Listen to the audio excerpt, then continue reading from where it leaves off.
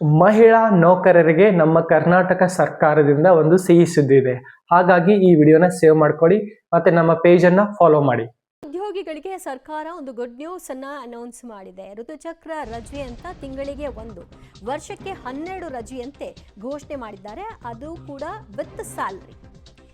18 ರಿಂದ 52 ವರ್ಷದ ಎಲ್ಲಾ ಮಹಿಳಾ ಸರ್ಕಾರಿ ನೌಕರರಿಗೆ ಅವರಿಗೆ ಋತುಚಕ್ರದ ಸಮಯದಲ್ಲಿ 1 ದಿನದ ರಜೆ ಘೋಷಿಸಿದೆ. ನಿಮಗೆ ಋತುಚಕ್ರ ಆದಾಗ ಆ ಸಮಯದಲ್ಲಿ ನೀವು 1 ದಿನ ನೀವು ರಜೆ ಪಡಿಬಹುದು. ಈ ರಜೆಯನ್ನು ಪಡೆಯಲು ನಿಮ್ಮ 18 ರಿಂದ 52 ವಯಸ್ಸಿರಬೇಕು. ಯಾವುದೇ ರೀತಿಯಾದ ವೈದ್ಯಕೀಯ ಪತ್ರ ಅವಶ್ಯಕತೆ ಇರಲ್ಲ. ಮಹಿಳಾ ನೌಕರರಿಗೆ ಅವರ ಆರೋಗ್ಯವನ್ನು ಕಾಪಾಡಿಕೊಳ್ಳಲು ಈ 1 ದಿನದ ರಜೆ ಅವರಿಗೆ ತುಂಬಾ ಹೆಲ್ಪ್ ಆಗುತ್ತೆ. ಅದಕ್ಕಾಗಿ ಕರ್ನಾಟಕ ಸರ್ಕಾರಕ್ಕೆ ಧನ್ಯವಾದಗಳು.